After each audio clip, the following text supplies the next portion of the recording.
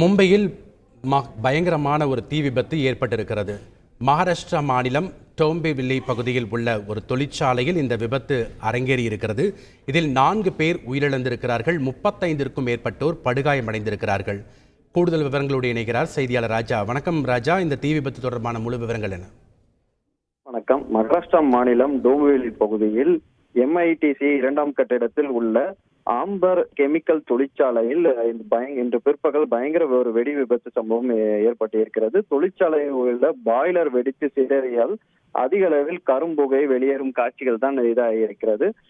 3 முறை வெடி சத்தம் கேட்டதாகவும் சுமார் 3-4 கிலோமீட்டர் அந்த அதிர்வு ஏற்பட்டதாகவும் அங்குள்ள பொதுமக்கள் கூறியிருக்கிறார்கள். கரும்புகையிலிருந்து சாம்பல்கள் மலைச்சாரல் போல் அருகில் விழ தொடங்கியதாகவும் இந்த வெடிச்சத்தத்தில் அருகில் இருந்த கார் ஷோரூம் மற்றும் வாகனங்கள் எல்லாம் நாசமாகியதாகவும் கூறப்படுகிறது. தொழிற்சாலையில் பாயர் வெடித்து செறியதால் அருகில் உள்ள கட்டிடங்களின் கண்ணாடிகள் மற்றும் கார் கண்ணாடிகளும் உடைந்து உள்ளதாகவும் அதன் காட்சிகளும் வெளியே இருக்கிறது. மேலும் இதில் முதற்கட்டமாக 4 பேர் உயிரிழந்ததாகவும் 35க்கும் மேற்பட்டவர்கள் காயமடைந்ததாகவும் கூறப்படுகிறது.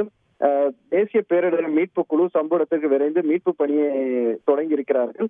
சுமார் 4 மணி நேரம் ஆகும் தீயை கட்டுக்குள் கொண்டு வருவதற்கான தீயணைப்பு துறையினர் தெரிவித்திருக்கிறார்கள். 10 தீயணைப்பு வாகனங்கள் சம்பவத்திற்கு சென்றிருக்கிறார்கள். பகல் ஷிப்டில் தொழிலாளர்கள் தொழிற்சாலைகளில் இருந்ததால் எத்தனை பேர் உள்ளே சிக்கி உள்ளார்கள் என்பது குறித்து தெரியவில்லை.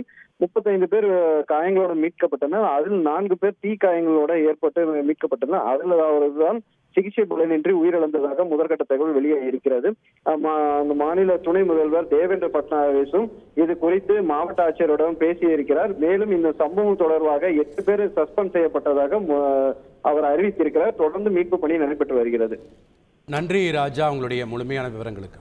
உடனே சப்ஸ்கிரைப் பண்ணுங்க.